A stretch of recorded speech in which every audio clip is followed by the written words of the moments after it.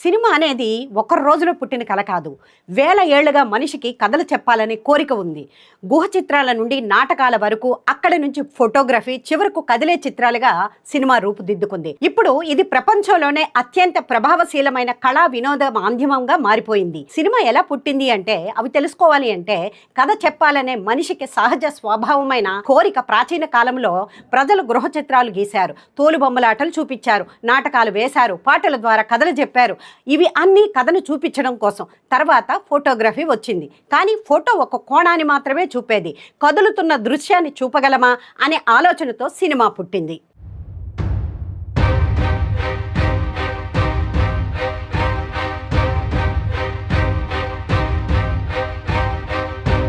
Cinema పుట్టుకకు కారణమైన ముఖ్య ఆవిష్కరణలు కెమెరా ఆవిష్కరణ. 19వ శతాబ్దంలో కెమెరా అభివృద్ధి చెందింది. అనేక ఫోటోలను వేగంగా వరుసగా తీస్తే కదలిక కనిపిస్తుందని శాస్త్రవేత్తలు గుర్తించారు. మన కంటికి ఒక చిత్రం క్షణాలు గుర్తుండిపోతుంది. ఈ సూత్రము సినిమాకు పునాది. ప్రపంచంలోని తొలి సినిమాలు 1895లో ఫ్రాన్స్కు చెందిన అగస్టే లూయిస్ లూమియర్ అనే సోదరులు ప్రపంచానికి మొదటి పబ్లిక్ సినిమాను ప్రదర్శించారు. వారి ప్రసిద్ధ చిత్రం వర్కర్స్ లివింగ్ ద ల్యూమ్రే ఫ్యాక్టరీ. ఇది కేవలం కొన్ని సెకండ్ల వీడియో మాత్రమే. అప్పుడు ప్రజలు తెరపై రైలు వస్తుంటే నిజంగానే రైలు వస్తుందని భయపడి లేచిపోయారనే కథ కూడా ప్రసిద్ధి చెందింది. సినిమా పుట్టడానికి అనేక కారణాలు ఉన్నాయి. వినోదం కోసం ప్రజలకు కొత్త రకమైన వినోదం కావాలి. కథలను నిజంగా చూపించడానికి పుస్తకం చదవడం కంటే కళ్ళతో చూడడమే ప్రభావవంతం.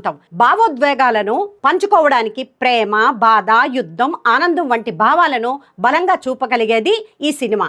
ఆ తర్వాత సినిమా త్వరగా పెద్ద పరిశ్రమగా కూడా మారింది. మొదటి సినిమాల్లో శబ్దం లేదు, మాటలు లేవు, కేవలం నటన మాత్రమే ఉండేది. వాటిని సైలెంట్ ఫిల్మ్స్ అనేవారు. ఆ రోజుల్లో చార్లెస్ చాప్లిన్ ఆయన మాటలు లేకుండా హాస్యాన్ని పండించేవారు. ఇప్పటికే ఆయన ఎంతో ఫేమస్ అయ్యి ఉన్నారు. 1927లో ది జాజ్ సింగర్ అనే సినిమా వచ్చింది. ఇది శబ్దంతో వచ్చిన మొదటి ప్రముఖ సినిమా. ఇది సినిమాను పూర్తిగా మార్చేసింది. ఎలా అంటే డైలాగులు, పాటలు, బ్యాక్గ్రౌండ్ మ్యూజిక్, ఎఫెక్ట్స్ అన్నీ చేరాయి. మొదట సినిమాల్లో బ్లాక్ అండ్ వైట్లో ఉండేవి. తర్వాత కలర్ టెక్నాలజీకి వచ్చింది. ప్రపంచవ్యాప్తంగా రంగుల సినిమాలకు గుర్తింపు తెచ్చిన చిత్రాల్లో ఇది ఒకటి. ది విజర్డ్ ఆఫ్ ఓజ్ భారత తొలి నిడివి పూర్తిగా ఉన్న సినిమా.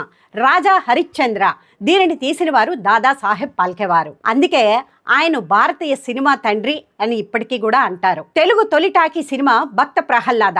తెలుగు సినిమా తర్వాత ప్రపంచ స్థాయికి ఎదిగిపోయింది. సినిమా ప్రతి దశలో సాంకేతికంగా అభివృద్ధి చెందింది. కెమెరాలు, పాత కెమెరాలు భారీగా ఉండేవి, క్వాలిటీ తక్కువ. మరి ఇప్పుడు 4K, 8K డిజిటల్ కెమెరాలు, డ్రోన్లు, ఐమాక్స్ వచ్చేసాయి. విజువల్ ఎఫెక్ట్స్ అసలు ఇప్పుడు లేనివి కూడా నిజంగా చూపించగలుగుతున్నారు. ఉదాహరణగా మనం డైనోసార్లను చూస్తున్నాము, అంతరిక్షాన్ని చూస్తున్నాము, ఇంకా సూపర్ హీరోస్. ఇందులో ప్రసిద్ధ చిత్రంగా అవతార్. కంప్యూటర్ గ్రాఫిక్స్, CGI కంప్యూటర్స్తో ప్రపంచాలని సృష్టించారు. ఇక ఎడిటింగ్ విషయానికి వస్తే మునుపు ఫిల్మ్ రీల్స్ కట్ చేసేవారు. ఇప్పుడు computer editing, AI tools, colour grading వల్ల సినిమాను మరింత అందంగా మనకి చూపిస్తున్నారు. సినిమా కూడా అందంగా మారిపోయింది. ఇప్పుడు సినిమా ఎందుకు అంత శక్తివంతమైంది?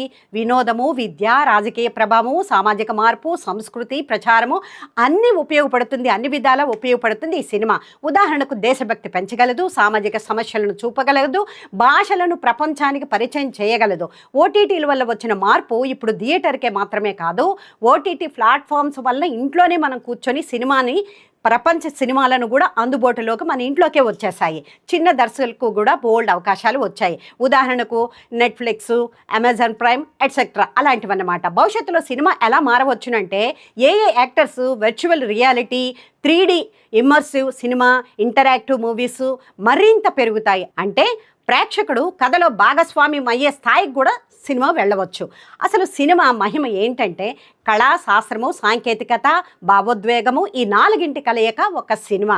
మరి మనిషిని నవ్వించగలదు, ఏడిపించగలదు, ఆలోచింపజేయగలదు, జీవితాన్ని మార్చగలదు. అందుకే సినిమాను సిల్వర్ స్క్రీన్ మ్యాజిక్ అంటారు. మరి ఈ వీడియోపై మీ అభిప్రాయాన్ని మాకు ఇన్బాక్స్లో సెండ్ చేయండి. ఇటువంటి అప్డేట్స్ కోసం మా ఛానల్ని సబ్స్క్రైబ్ చేసుకోండి.